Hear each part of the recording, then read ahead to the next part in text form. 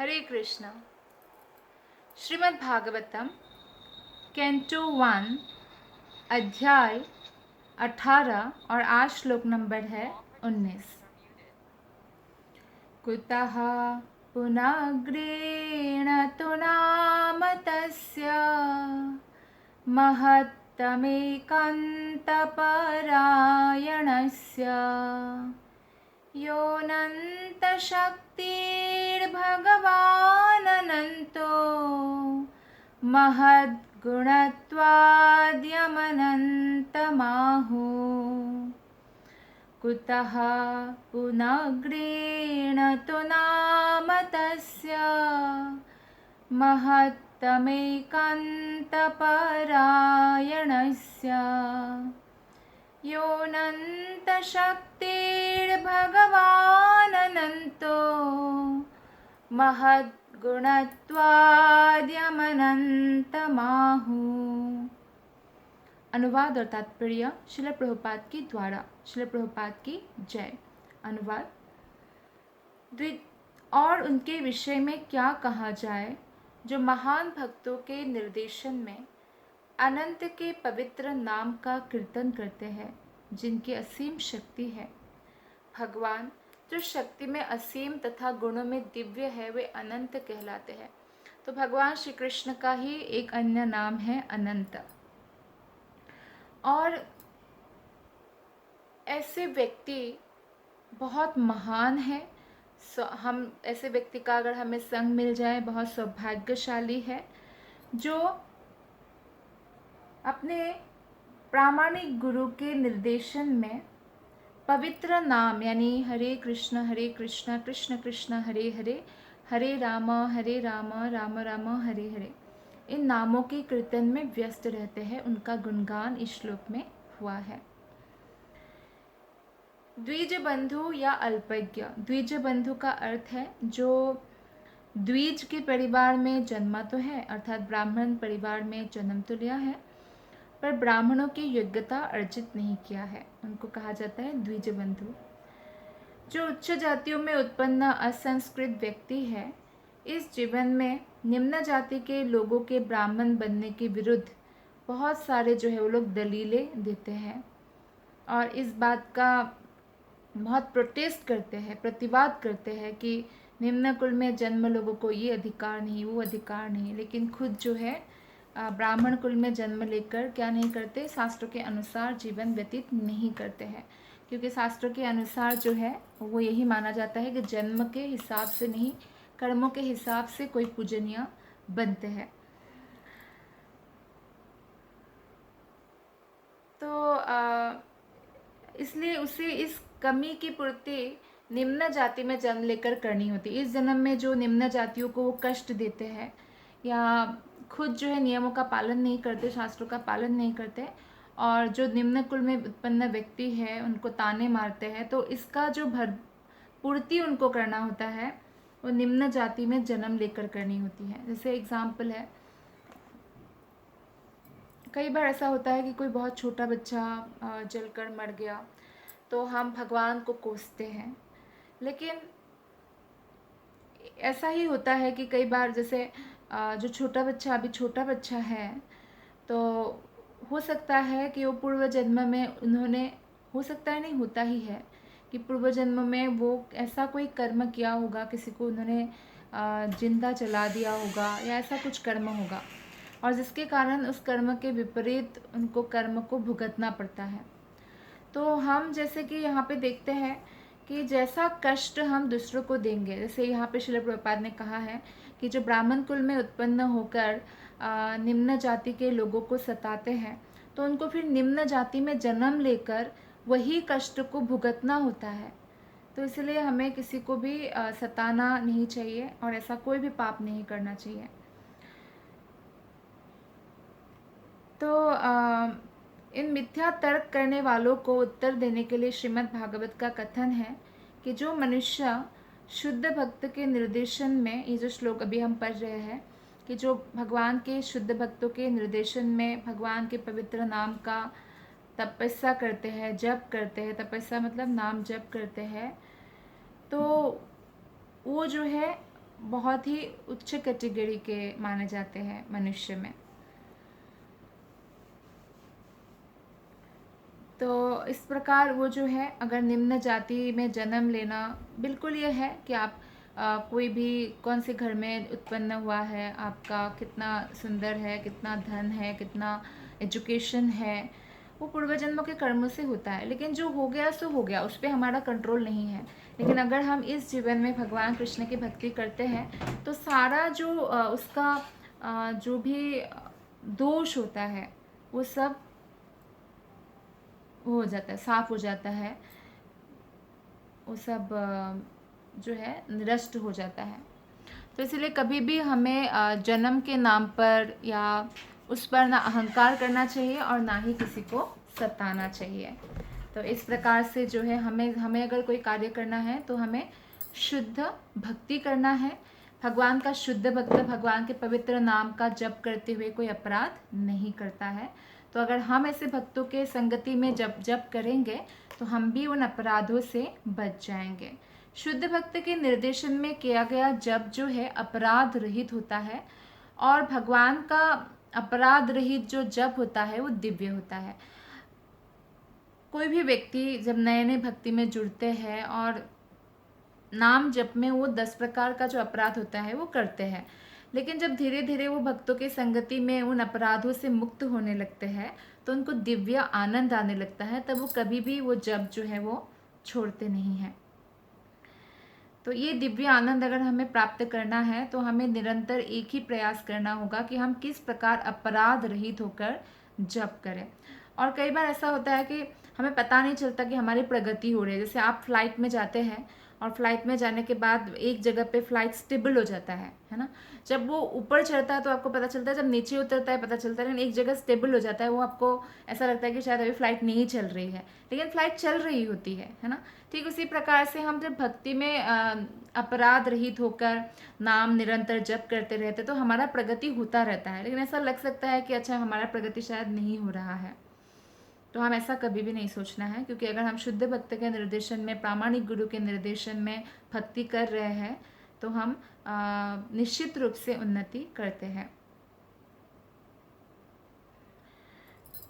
तो ऐसा अगर जब कोई करे तो पूर्व जन्म में मान लीजिए कोई पाप किया भी है, किसी को सताया है, किसी को परेशान किया है और उसका फल उनको भुगतना है, लेकिन अगर वो शुद्ध भक्तों के निर्देशन में शुद्ध भक्ति करना प्रारंभ कर देते हैं तो उनके पाप भी नष्ट हो जाता है। आध्यात्मिक रूप से भगवान का नाम तथा स्वयं भगवान परम अवस्था में होने के कारण एक है। तो नाम में और कृष्ण में कोई अंतर नहीं है, नाम में भी उतना ही शक्ति है। तो बस हमारा जो है श्रद्धा कितना है उसके हिसाब से हमें उसका प्रतिफल मिलता है या आदान प्रदान पता चलता है भगवान का। भगवान जो है सर्वशक्तिमान ईश्वरीय व्यक्तित्व है और उनके अनंत नाम हैं और अनंत नाम उनसे अभिन्न है, उनके समान ही शक्तिशाली है। तो उनको कहते हैं हरिनाम प्रभु। जो हरे कृष्ण महामंत्र हम गाते हैं तो ये कौन है? हरिनाम प्रभु है। चूँकि वे तथा उनके नाम एक है, इसलिए भगवान का पवित्र नाम भक्तों को पापों के समस्त प्रभावों से बचा सकता है। भगवान के पवित्र नाम का कीर्तन निस्संदेह मनुष्य को निम्न कुल में जन्म लेने के दोष से उबार सकता है। भगवान की असीम शक्ति है और असीम शक्ति और असीम अवतार भी है, असंख्य अवतार है। ऐसा नहीं कि सिर्फ 10 अवतार है या 25 अवतार है, असंख्य अवतार है और समस्त अवतार जो है भगवान से अभिन्न है और समस्त अवतार शक्तियों से ओतप्रोत है।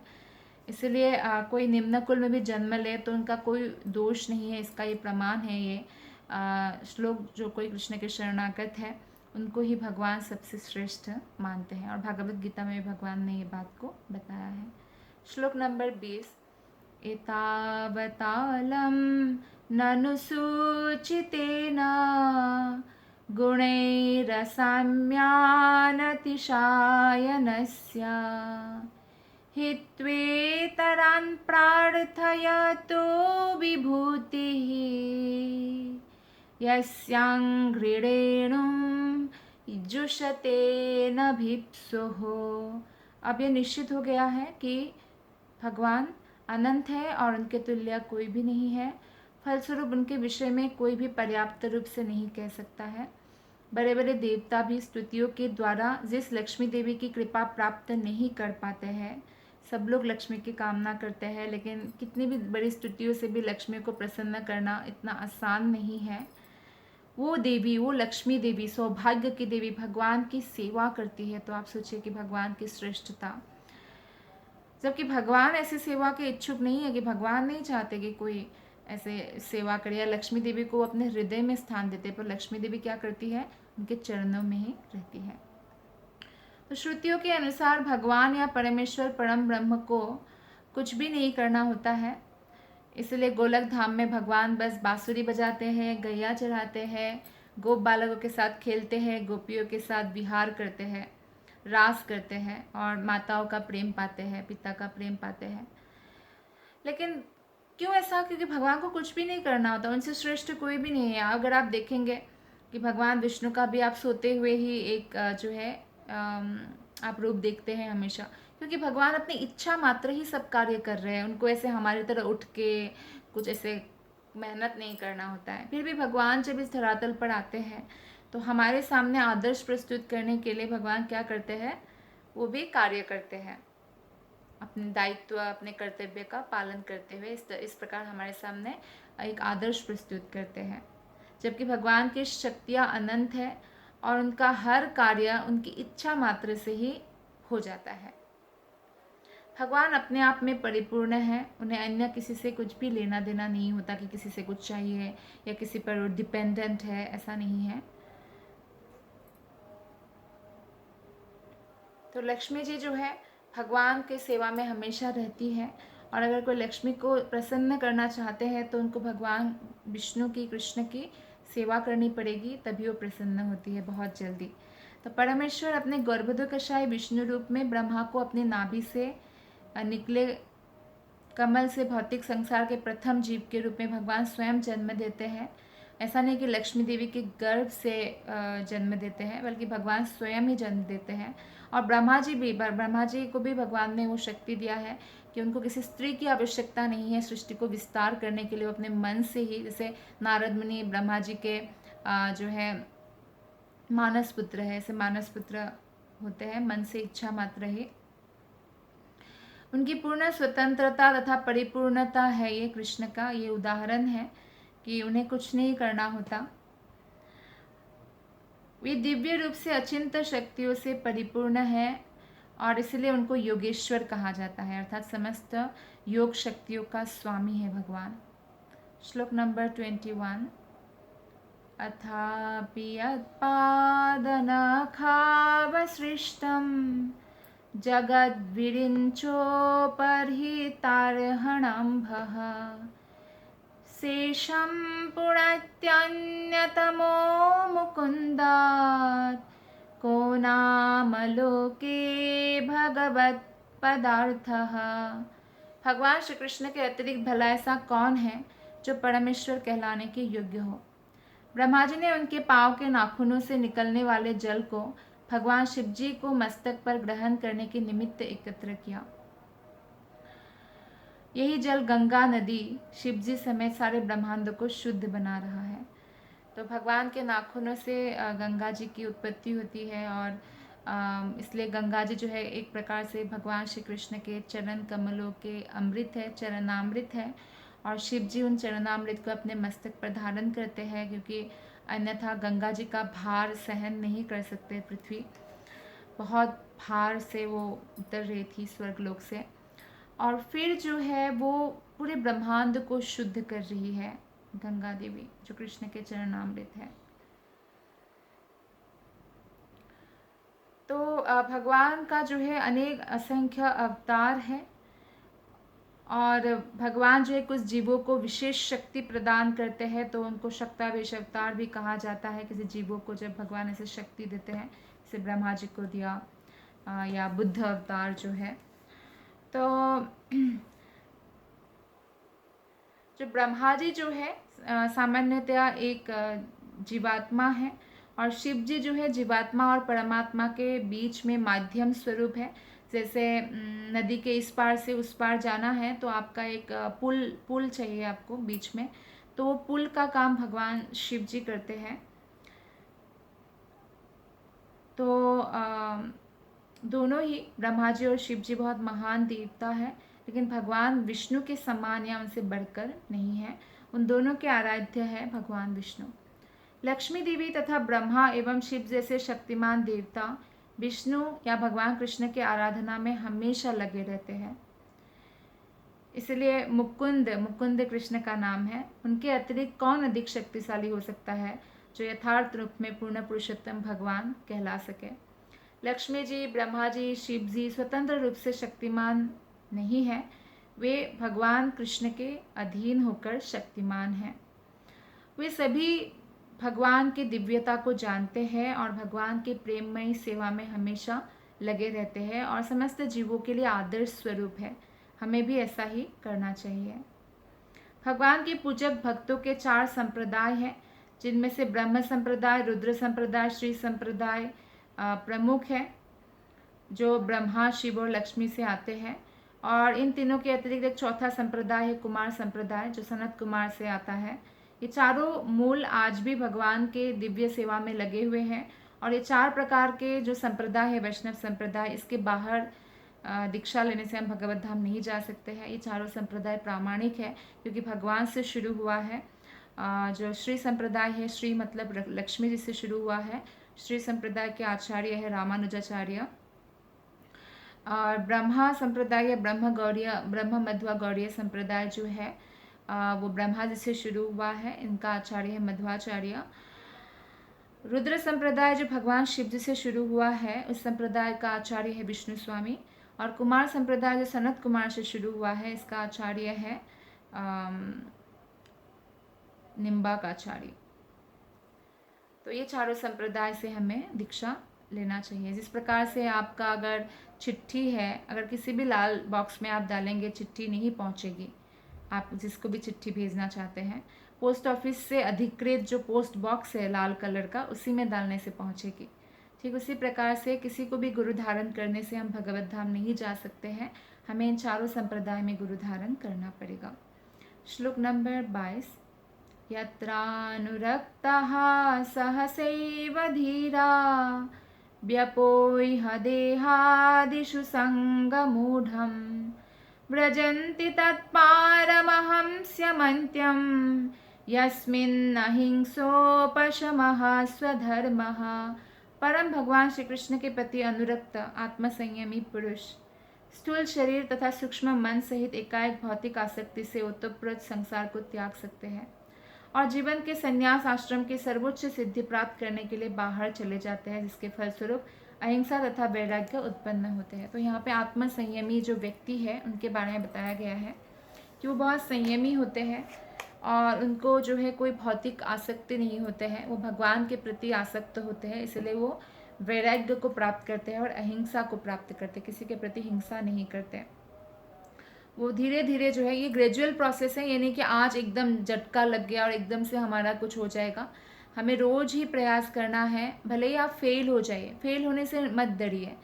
फेल तो कोई भी हो सकता है, लेकिन ये फेल होना भी एक स्टेपिंग स्टोन की तरह है, एक एक सीढ़ी की तरह है। आप एवरीडे जो प्रयास कर रहे हैं, ये कृष्ण देख रहे हैं, कोई दूसरा व्यक्ति देखे या ना देखे, तो आप एक दिन सफल होंगे ही 100%। तो आप प्रयास करते रहना है भक्ति में हमें, कि हम जो है भगवान के प्रति इस प्रकार धीरे धीरे अनुरक्त हो जाएंगे।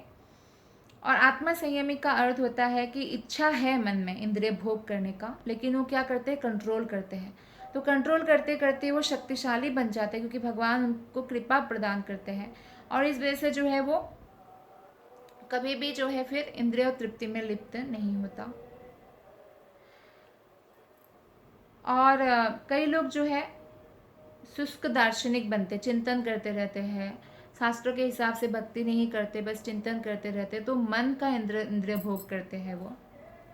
और कोई भी इंद्रिय भोग अगर करेगा, वो मनुष्य को हमेशा अंधकार के मार्ग या अज्ञान के मार्ग पर ले जाता है।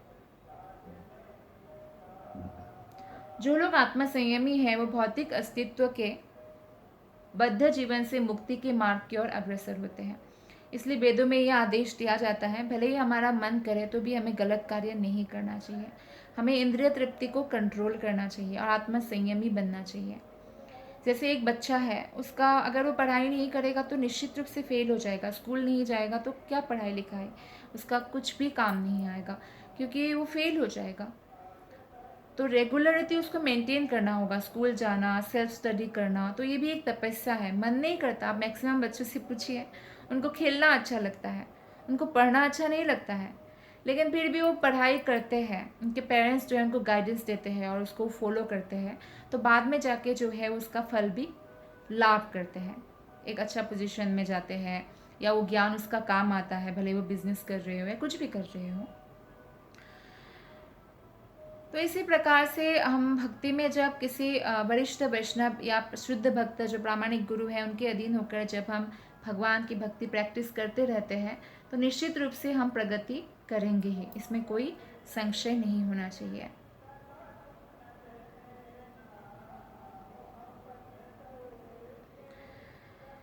तो इंद्रियों को हम बलपूर्वक दमित नहीं कर सकते हैं, उचित कार्य में लगा सकते हैं कि इंद्रियों को नहीं करेंगे, बस नहीं, ऐसे हम जबरदस्ती करेंगे कोई लाभ नहीं होगा। कुछ दिन हो सकता है आप कंट्रोल कर सके, लेकिन वो परमानेंट सोल्यूशन नहीं है। इंद्रियों को कोई एंगेजमेंट देना होगा। जैसे बच्चों को आप नहीं इधर ही बैठे रहो, उधर मत जाओ, इसी जगह पे बैठे रहो, तो वो कितनी देर बैठा रहेगा। लेकिन उसको अगर आप एंगेजमेंट देंगे कि ये पेंटिंग कर दो, ये गेम खेलो, ये सोल्यूशन गेम में ये सोल्यूशन कर दो, कुछ भी हो सकता है एंगेजमेंट, तो आप एंगेज करके रखेंगे। या टीवी में आपने कृष्णा सीरियल चला दिया कि ये देखो, तो वो इधर उधर नहीं भागेगा, लाइक दैट। तो हमारे इंद्रियों को हमें भगवान की सेवा में व्यस्त रखना होगा, तो हम वास्तविक रूप से भगवान के प्रति अनुरक्त हो जाएंगे। और जब हम इंद्रियों को इस प्रकार संलग्न रखते हैं तो इसी सिद्धावस्था को भक्ति योग कहा जाता है।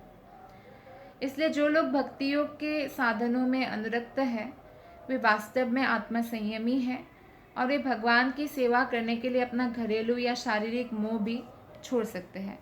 क्योंकि व्यक्ति जो कष्ट पाते हैं वो शारीरिक मोह के कारण, अपने शरीर के प्रति हो या कोई संबंधी के शरीर के प्रति हो या कुछ भी हो, तो उसके कारण ही वो कष्ट पाते हैं। तो उन कष्टों से अगर किसी को मुक्त होना है तो यही उपाय है कि वो अपने आप को पूरी तरह से जो है भगवान के प्रति जो है शरणागत कर दे और भगवान की सेवा में निरंतर लगा रहे।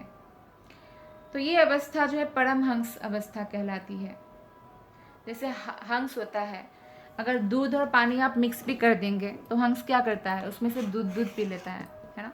मतलब ये कोई मनुष्य भी ऐसा नहीं कर सकता कि दूध और पानी आप मिक्स कर दें तो दूध पी के पानी छोड़ दे, लेकिन एक हंस कर सकता है। तो ये बहुत बड़ी बात है। तो ये परमहंस नाम कहाँ से आया?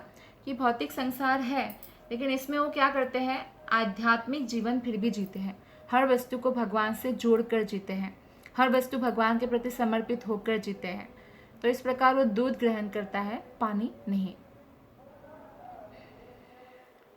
और ऐसे व्यक्ति में सारे सद्गुण आ जाता है, उनमें कोई अभिमान नहीं होता, वो अहंकार से मुक्त होते हैं। अहंकार से मुक्त व्यक्ति को सब कोई लाइक भी करते हैं, क्योंकि आपके अंदर या किसी के अंदर भी अगर अहंकार होता है तो उसमें से सामने वाले व्यक्ति को पता चल ही जाता है। वो बदबू की तरह होता है, जैसे कोई बदबू आए, रूम में चूहा मरा हुआ है तो चारों ओर फैल जाता है। तो अहंकार एक ऐसी वस्तु है कि भले ही हम छुपाने की भी कोशिश करें, लेकिन सामने वाले बंदे को इसका स्मेल आ ही जाता है।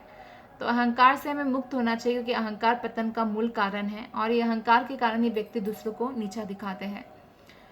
अहिंसा यानी किसी के प्रति हिंसा या किसी के प्रति जो है कोई भी तंग करने वाले जो भावना है वो नहीं होना चाहिए। किसी को मारना नहीं चाहिए। मारना मतलब सिर्फ मनुष्य नहीं, किसी भी प्राणी को। धैर्य धारण करना होगा। भक्ति में धैर्य की बहुत बड़ा रोल है। सरल होना चाहिए, विनयशीलता होनी चाहिए। तो ऐसे व्यक्ति में ये सब गुण पाया जाता है। पूजा, भक्ति, निष्ठा, विनयशीलता, सरलता, ये सब पाया जाता है। तो ये सारे देवी गुण भगवत भक्त में सहज रूप से पाए जाते हैं। ऐसे परमहंस जो भगवान की सेवा में ही लगे रहते हैं अत्यंत दुर्लभ है। यहाँ तक कि मुक्तात्माओं में भी ये दुर्लभ होते हैं। वास्तविक अहिंसा का अर्थ है द्वेष से मुक्त होना। इस संसार में प्रत्येक व्यक्ति अपने सहभागी जीव से द्वेष करता है। आप देखेंगे, आप ऑफिस में रहिए या कोई समाज की कोई क्लब में ही जाइए, तो आप देखते हैं कि हर एक व्यक्ति किसी ना किसी कारण से दूसरों से द्वेष करता है। आजकल तो द्वेष फेसबुक या सोशल मीडिया के माध्यम से भी हो गया। किसी ने कुछ पोस्ट कर दिया, कहीं घूम रहे हैं, तो तो द्वेष हो गया, अरे हम नहीं घूम पा रहे हैं, या अरे वाह कितना अच्छा वो ड्रेस पहना है, कुछ भी हो सकता है, कुछ भी हो सकता है, इतना अच्छा गाड़ी खरीदा है। तो ये द्वेष से हमें मुक्त होना चाहिए, क्योंकि भक्तों का परम निधि जो है वो भगवान कृष्ण है। इस संसार में हर एक व्यक्ति जो है इस बीमारी से जल रहे हैं, ईर्ष्या, द्वेष, जेलसी। किंतु एक पूर्ण परमहंस जो है वो भगवान की सेवा में संलग्न रहता है और इसलिए द्वेष रहित होता है। वो प्रत्येक प्राणी को परमेश्वर से संबंधित समझते हुए जो है प्रेम करता है। तो ये वास्तविक वैराग्य है। वास्तविक वैराग्य का अर्थ है ईश्वर पर पूर्ण रूप से आश्रित होना। प्रत्येक जीव किसी अन्य पर आश्रित है, क्योंकि उसे ऐसा ही बनाया गया है। वास्तव में हर कोई भगवान की कृपा पर आश्रित है, किंतु जब वो भगवान के साथ अपने संबंध को भूल जाता है तो अपने आप को क्या सोचता है, मैं स्वतंत्र हूँ, ऐसा सोचता है। लेकिन एक्चुअल में कोई भी स्वतंत्र नहीं हो सकता है। तो वैराग्य का अर्थ होता है कि भौतिक प्रकृति पर जो निर्भरता है उसका परित्याग करके पूरी तरह से भगवान पर निर्भर होना। वास्तविक स्वतंत्रता का अर्थ है पदार्थ पर निर्भर ना रहकर भगवान की कृपा पर पूर्ण श्रद्धा। यह परमहंस अथवा भक्तियोग की सर्वोच्च सिद्ध अवस्था है, जो परमेश्वर के लिए की जाने वाली भक्तिमय सेवा की विधि है। श्लोक नंबर 23। अहम हि पृष्टोर्यमणो भवद्भिः राचक्षात्मावगमोऽत्र यावान् नभः पतन्त्यात्मसामं पतन्त्रीण तथा समं विष्णुगतिं विपच्चितः। हे सूर्य के समान शक्तिशाली ऋषियों, मैं आपको अपने ज्ञान के अनुसार विष्णु के दिव्य लीलाओं के वर्णन करने का प्रयत्न करूंगा। ये सुध गोस्वामी कहते हैं कि जिस प्रकार पक्षी आकाश में उतनी ही दूर तक उड़ते हैं जितनी उनमें क्षमता होती है, उसी प्रकार विद्वान भक्तगण भगवान के लीलाओं का वर्णन अपनी अपनी अनुभूति के अनुसार करते हैं। तो रियलाइज्ड नॉलेज है ये, जो भी भगवत भक्ति है, ये भगवत गीता हुआ या श्रीमद् भागवतम हुआ, तो अपने अपने अनुभूति के अनुसार जो है विद्वान जन उसका व्याख्या करते हैं या उसका जो है दूसरों के सामने उसका प्रस्तुतिकरण करते हैं अपने अपने अनुभूति के अनुसार। तो भगवान की जो क्षमता है वो असीम है। भगवान निराकार भी है, साकार भी है और अंतर्यामी भी है, अर्थात वो ब्रह्मज्योति भी है, क्योंकि भगवान के शरीर से ही ब्रह्मज्योति निकलता है, तो अभिन्न है ब्रह्मज्योति भी भगवान से। परमात्मा रूप से वो सबके अंदर रह रहे हैं, अंतर्यामी है वो और अंतरात्मा है। और साकार रूप से वो भगवान श्री कृष्ण स्वयं साकार रूप से है। तो इस प्रकार जो है भगवान अपने पार्षदों के साथ भगवत धाम में निवास करते हैं साकार रूप में। तो जो जिस रूप को पूजा करते हैं इन तीनों में से, वो उधर जाते हैं। अर्थात जो कोई भगवान के साकार रूप की आराधना करते हैं तो भगवान भगवत धाम जाते हैं। जो निराकार रूप की आराधना करते हैं तो ब्रह्म ज्योति में जाते हैं। और परमात्मावादी कभी लोकपाल बनने की इच्छा करते हैं तो वो लोकपाल बनते हैं। कोई सिद्धि प्राप्त करने की इच्छा करते हैं, सिद्धि प्राप्त करते हैं। कोई निराकार ब्रह्म ज्योति में जाना चाहते हैं, निराकार ब्रह्म ज्योति में जाते हैं। और कई लोग वैकुंठ भी जा सकते हैं। सारूप्य मुक्ति, सालोक्य, साष्टी, सारूप्य, ये सब मुक्ति भी लाभ कर सकते हैं। श्लोक नंबर 24 और 25 एक साथ है ये दोनों श्लोक। एकदा धनुरुद्यम्य विचरन् मृगयां वने मृगानानुगतः श्रान्तः क्षुधितस्त्रीषितो भृशं जलाशयामचक्षाणः प्रविवेश तमाश्रमं ददर्श मुनिमासीनं शांतम मीलितलोचनम। एक बार महाराज परीक्षित के बारे में आप कथा कह रहे हैं सुध गोस्वामी पाद कि एक बार महाराज परीक्षित वन में धनुष बाण के से शिकार करते हुए हिरणों का पीछा करते करते बहुत थक गए थे और उन्हें अत्यधिक भूख और प्यास लगाई। जलाशय की खोज करते हुए वे सुविख्यात शमीक ऋषि के आश्रम में प्रविष्ट हुए, जहाँ शमीक ऋषि ने दोनों आंखें बंद किए हुए थे और शांत भाव से बैठे हुए। तो ऐसे मुनि को उन्होंने देखा। तो आप देखिए, इसमें बताया गया है कि परीक्षित महाराज को भूख और प्यास लगाई। तो ये जो भूख और प्यास में खासकर ऐसे भक्त, परीक्षित महाराज जैसे भक्त का पूर्ण नियंत्रण होता है। लेकिन आज जो उनको भूख और प्यास लगाई, ये भगवान की इच्छा से हो रहा है, क्योंकि आज एक घटना घटने वाली है जिससे कि हमें श्रीमद् भागवतम प्राप्त होता है। तो परमेश्वर अपने शुद्ध भक्त पर इतने कृपालु है कि वे उचित समय पर ऐसे भक्तों को अपने पास बुला लेते हैं और शुभ स्थिति का निर्माण करते हैं। महाराज परीक्षित भगवान के अत्यंत शुद्ध भक्त थे, तो इसलिए उनका थकते नहीं है ऐसा जैसे यहाँ पे बताया गया है। तो ये क्यों बताया गया है कि भगवान की इच्छा है, इसलिए बताया गया है। नहीं तो उनका थकने, भूखा होना, प्यासे होने का कोई कारण नहीं परीक्षित महाराज का, अगर कृष्ण की इच्छा नहीं होता तो। क्योंकि जो भगवत भक्त है, वो भी परीक्षित महाराज जैसे उत्तम भक्त, कभी भी ऐसे शारीरिक आवश्यकताओं से विचलित नहीं होता है। लेकिन भगवान की इच्छा से ऐसा भक्त सांसारिक कार्यकलापों से वैराग्य लेने के लिए जो है अनुकूल परिस्थिति उत्पन्न करते हैं भगवान अपने भक्तों के लिए। तो ऊपरी तौर से ऐसा लग सकता है कि वो थका हुआ है, प्यासा है, भूखा है। तो मनुष्य को भगवत धाम जाने से पूर्व सारे सांसारिक संबंधों के प्रति आसक्ति का त्याग करना होता है। तो इसलिए कभी कभी भगवान ऐसे परिस्थिति उत्पन्न करते हैं ताकि उदासीनता हमारे मन में आ जाए और जिससे कि हम भगवत भक्ति में तीव्र गति से आगे बढ़े। परमेश्वर कभी भी, हम भले ही भगवान को भूल जाए, लेकिन भगवान हमें कभी भी नहीं भूलते, और खासकर उनके शुद्ध भक्त जो है भगवान को बहुत प्रिय होते हैं, तो भक्त को कभी नहीं भूलते हैं। भले ही ऐसा भक्त उनका जो है तथाकथित सांसारिकता में व्यस्त ही क्यों ना हो। कभी कभी ऐसा विषम परिस्थिति उत्पन्न होता है ताकि सांसारिकता से जो है वैराग्य हो जाए, और भक्त भी भगवान का संकेत समझ लेता है। जैसे कि परीक्षित महाराज भगवान का संकेत समझ गए कि ये जो है भगवान अपने धाम बुला रहे हैं मुझे, और उससे पहले ऐसा स्थिति उत्पन्न किया है ताकि जो है मैं भगवत धाम जा पाऊँ, और जो मेरे द्वारा भगवान जो भी कराना चाहते हैं वो भगवान कराएंगे, जैसे कि भागवतम हमें मिलता है। तो बाकी लोग तो निराशा से भर जाते हैं, लेकिन जो शुद्ध भक्त है वो निराश नहीं होते। उसके पीछे उनको ऐसा लगता है और ऐसा पता होता है कि भगवान का कोई ना कोई प्लानिंग होगा, क्योंकि उन्होंने जो है भगवान के चरण कमलों में अपने आप को समर्पित किया हुआ है। तो महाराज परीक्षित को भगवान श्री कृष्ण द्वारा श्रीमद् भागवत के उद्घाटन का निमित्त बनना था, जिस प्रकार उनके पितामह अर्जुन भगवत गीता के माध्यम बने थे। यदि भगवान की इच्छा से अर्जुन में परिवार के प्रति स्नेह के फलस्वरूप मोह न उत्पन्न होता, तो भगवान द्वारा सर्वजन हितार्थ भगवत गीता का प्रवचन नहीं हुआ होता। इसी प्रकार यदि इस समय परीक्षित महाराज थके, भूखे तथा प्यासे न होते, तो भागवत के प्रमुख अधिकारी शुकदेव गोस्वामी द्वारा जो भागवत हम आज सुन रहे हैं वो हमें प्राप्त नहीं होता। तो इसलिए ये सब भगवान कृष्ण की इच्छा से ही परीक्षित महाराज के साथ हो रहा था। श्लोक नंबर 26।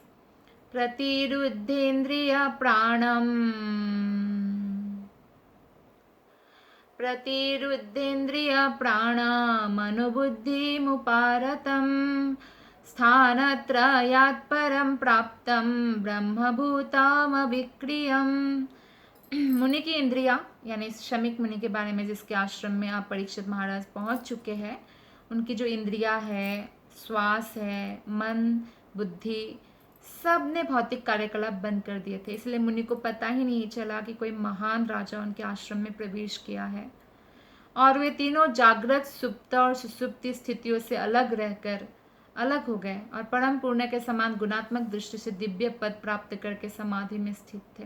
वो समाधि में चले गए थे, इसलिए उनको पता नहीं चला, भनक भी नहीं पड़ा कि परीक्षित महाराज आए थे। तो योग समाधि में थे वो। तो भगवत गीता से हमें पदार्थ और जीव तक की अनुभूति के क्रमिक विकास का परिचय प्राप्त होता है।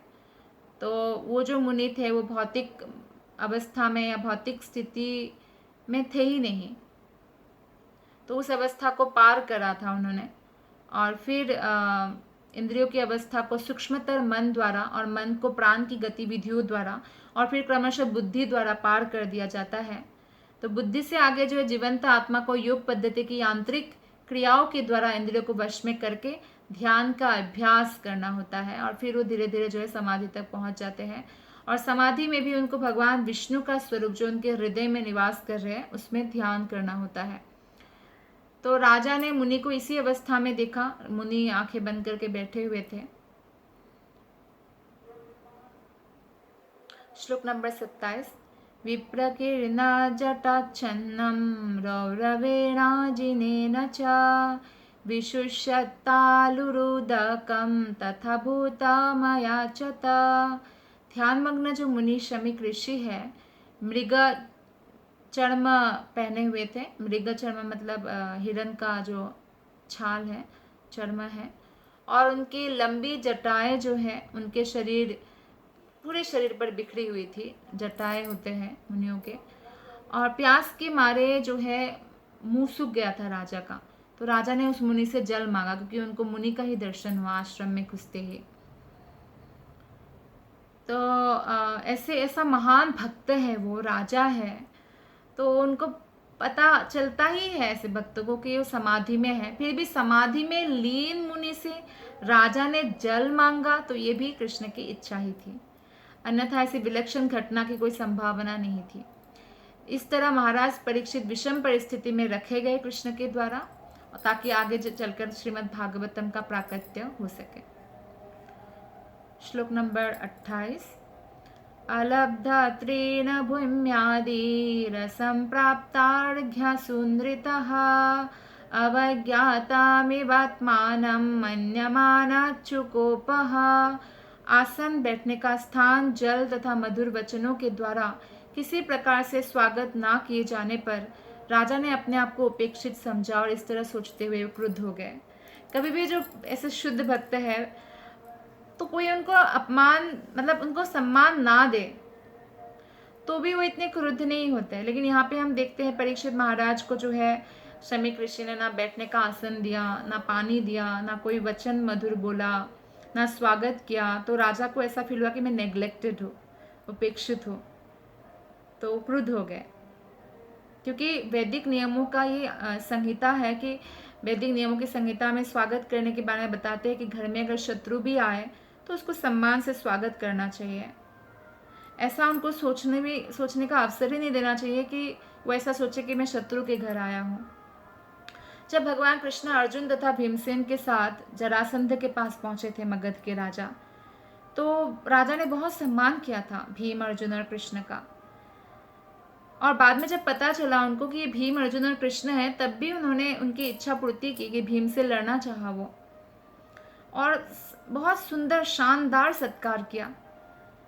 रात्रि में जो है वो मित्र और अतिथियों के रूप में आपस में बात करते थे, ध्यान रखते थे वो राजा उन लोगों का, और दिन में जो है मल्ल युद्ध करते थे भीम के साथ। यह सत्कार का नियम है। सत्कार नियमों में यह आदेश है कि जिस निर्धन व्यक्ति के पास अतिथि को देने के लिए कुछ भी ना हो, अगर कुछ भी नहीं है, बहुत निर्धन है, खाने पीने देने के लिए कुछ भी नहीं है, तो कम से कम बैठने के लिए चटाई दे या कुछ कपड़ा बिछा दे जमीन में। अगर कुछ भी नहीं है बैठने के लिए, बिना चेयर है ना स्टूल है, तो जमीन में कुछ बिछा दे बैठने के लिए। और पीने के लिए 1 गिलास पानी दे सकता है कोई, कितना भी गरीब हो, और कुछ मधुर वचन कहे। ये बहुत इंपॉर्टेंट है, मधुर वचन। आप सब कुछ दे और मधुर वचन ना कहे तो उससे क्या होगा, अतिथि का उपेक्षा हो जाएगा। तो इसलिए अतिथि के सत्कार में चाहे वो मित्र हो या शत्रु, कोई खर्च तो लगता नहीं है, तो शिष्टाचार की बात है। जब महाराज परीक्षित शमीक ऋषि के द्वार में प्रविष्ट हुए तो मालूम है कि ऋषि जो है वैराग्य की मूर्ति है, वो राजा को राजा जैसे राजसिक सम्मान या सत्कार तो नहीं दे सकते, फिर भी न्यूनतम जो है आशा की जा सकती है। लेकिन ऐसा कभी नहीं सोचा कि मुनि कुछ रिएक्ट ही नहीं करेंगे, देखा तक नहीं। क्योंकि परीक्षित महाराज ना तो सामान्य अतिथि थे, ना ही ऋषि के कोई शत्रु थे। तो इसीलिए ऋषि के इस शुष्क सत्कार से राजा को बहुत आश्चर्य हुआ कि वो मेरी बातों का बिल्कुल ही उत्तर ही नहीं दे रहे हैं, जबकि राजा को जल की बहुत आवश्यकता थी, इसलिए उनका जो है क्रुद्ध होना उचित था। ऐसी विकट स्थिति में क्रुद्ध होना राजा के लिए अस्वाभाविक नहीं था, लेकिन चूंकि राजा स्वयं एक महान संत थे, तो ऐसे संत को इतनी छोटी सी बात में क्रोध नहीं आता। ये कृष्ण की ही इच्छा थी, इसलिए आया। तो भगवान की इच्छा सर्वोपरि होता है, और राजा भगवान के महान भक्त थे, और ऋषि भी राजा के ही समान महान थे। लेकिन भगवान की इच्छा थी कि ऐसी परिस्थितियां उत्पन्न हो जिससे राजा जो है समस्त जो सरकारी कार्य है उससे अनासक्त हो जाए और भगवान के प्रति आत्मसमर्पित हो जाए। तो ये भगवान अपने भक्तों को जो है अपने धाम बुलाने के लिए ये इस तरह से लीलाएं रचाते हैं, क्योंकि भगवान के भक्त जो है हमेशा भगवान के ही संरक्षण में रहते हैं, और किसी भी दशा में, चाहे निराशा की दशा हो या आशा की दशा हो, भगवान हमेशा हमें रास्ता दिखाते रहते हैं। अतएव शुद्ध भक्त निराशा की सारी परिस्थितियों को भगवान के आशीर्वाद के रूप में ग्रहण करते हैं। श्लोक नंबर 29। अभूता पूर्वः सहसा क्षुद्रिंभ्यामार्दितात्मनः ब्राह्मणं प्रत्यभूत ब्रह्मन् मत्सरो मन्नुरेव च। हे ब्राह्मणों, नैमिषारण्य के ऋषियों को बोल रहे हैं कि हे ब्राह्मणों, ब्राह्मण मुनि के प्रति राजा का क्रोध तथा द्वेष अभूतपूर्व था, क्योंकि परिस्थितियों ने उन्हें भूखे तथा प्यासे बना दिए थे। क्योंकि देखिए, जब जरासंध जैसे राजा, जो इतने राजाओं को बंदी बनाकर जो है रखे थे, तो वो भी ब्राह्मणों को कितना सत्कार करते थे। जब ब्राह्मण बन के कृष्ण, भीम और अर्जुन गए, तो यहाँ ये बहुत आश्चर्य लगता है ना कि परीक्षित महाराज ब्राह्मणों के प्रति जो है कोई क्रोधित होंगे, क्योंकि राजा को भली भांति पता था कि ब्राह्मण, साधु, बालक, स्त्रियां तथा वृद्ध पुरुष दंड के बाहर होते हैं। ऐसे बोलते हैं ना कि स्त्रियों को दंड देना चाहिए, या ऐसे कई सारी बातें जो है मुहावरे में बोलते हैं। लेकिन यहाँ पे हम शास्त्र से पता चलता है कि एक्चुअली ब्राह्मण, साधु, बालक, स्त्रियां, वृद्ध पुरुष, ये सब दंड के दायरे के बाहर होता है, उनको दंड नहीं दिया जाता है। इसी प्रकार राजा भले ही भयंकर भूल क्यों ना करे, कभी गुनहगार नहीं माना जाता, क्योंकि राजा नियम बनाते हैं। क्योंकि राजा प्रजाओं के कल्याण के लिए कार्य करे, प्रजाओं ने अगर पाप भी किया है उसका रिस्पॉन्सिबिलिटी राजा पर जाता है। 6 भाग पाप का 1 भाग राजा को ग्रहण करना पड़ता है।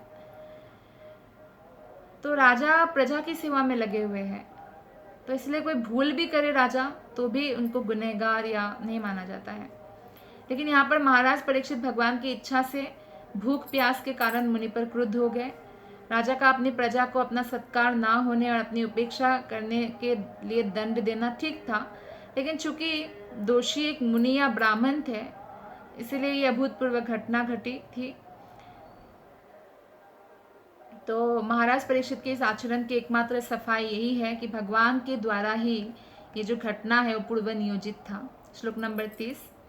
सतु ब्रह्मा ऋषिरंसे गतासु मूरगं वृषा विनिर्गच्छन् धनुष्कुत्या निधाया पुरमागतः। तो इस प्रकार अपमानित होकर राजा ने लौटते समय अपने धनुष से एक मृत सर्प उठाया, मरा हुआ सांप जो है उठाया, और क्रोधवश मुनि के कंधे पर रख दिया। जैसे माला रखते हैं ना, वैसे ही माला की तरह रख दिया, और फिर राजमहल जो है लौट गए। तो भगवत इच्छा से राजा ने ऐसा किया। लौटते समय मरा हुआ सांप भी वहाँ था, देखा और सोचा कि उपेक्षा किया है तो गले में मृत सर्प की माला पहना दी जाए। तो सामान्य व्यवहार में ये अधिक अस्वाभाविक नहीं था, लेकिन एक ब्राह्मण मुनि के साथ महाराज परीक्षित का ये व्यवहार निश्चित रूप से अभूतपूर्व था, क्योंकि ये भगवान की इच्छा से हुआ ना। भगवान ही चाहते थे ऐसा कि ऐसी कोई घटना घटे जिससे परीक्षित महाराज को श्राप मिले और ये श्रीमद् भागवतम जनसाधारण को मिले। बहुत बहुत धन्यवाद। हरे कृष्णा।